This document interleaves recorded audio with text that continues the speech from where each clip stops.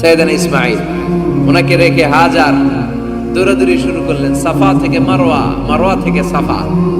আহা, এখন air condition করা, 4 তলা এয়ার কন্ডিশন করা, তো সুন্দর পরিবেশ, এরপরে দৌড়াতে দৌড়াতে আমাদের ঘাম ছুটে যায়।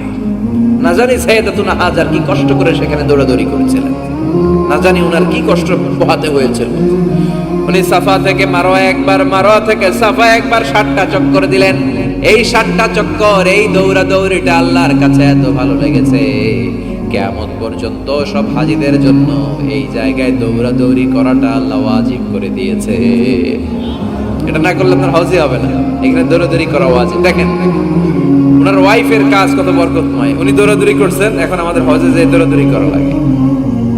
সুবহানাল্লাহ পড়বেন না? সাইয়েদনা ইসমাঈল আলাইহিস সালামকে মরুভূমির মধ্যে রেখে উনি দৌড়াদৌড়ি করলেন, পানি নাই, পানির অভাব, দৌড়ে আসলেন, এসে দেখে সাইয়েদনা ইসমাঈল আলাইহিস সালামের পায়ের ধাক্কায় জমজমের পানি বের হতে শুরু করছে, কল কল কল কল করে আওয়াজ।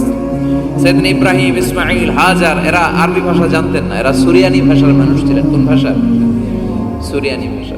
তো পানি দেখে হাজার খুব অবাক, কিরে এত সুন্দর পানি, এই পানি তো মরুভূমির বালিতে লেগে সব শুকিয়ে যাবে, পানি যাতে না শুকায় উনি বালি চারদিক দিয়ে উঁচু করে এরকম বাঁধ দিতে লাগলেন। বাঁধ দিচ্ছেন আর ওনার সুরিয়ানি ভাষায় বলতে লাগলেন জাম জাম, মানে হচ্ছে থাম থাম, জাম মানে স্টপ, থাম থাম, কেফ, আরে পানি চলে যাস না, চলে গেলে তো পানি ব্যবহার করতে পারবো না, জাম জাম জাম জাম। ওনার মুখনিসৃত এই জাম জাম শব্দ দুইটা আল্লাহর এত ভালো লাগলো, কিয়ামত পর্যন্ত এই কুয়ার নাম আল্লাহ জামজামের কুয়া বানাই দিলেন। এটার নাম বিইরু জামজাম। বিষ্ণু বললেন মা উ জামজাম লিমা শুরিবা লাহু, এই জামজামের পানির এত বরকত, যেই রোগের নিয়ত করে এই পানি খাবেন ওই রোগ থেকে শেফা দিবে কে?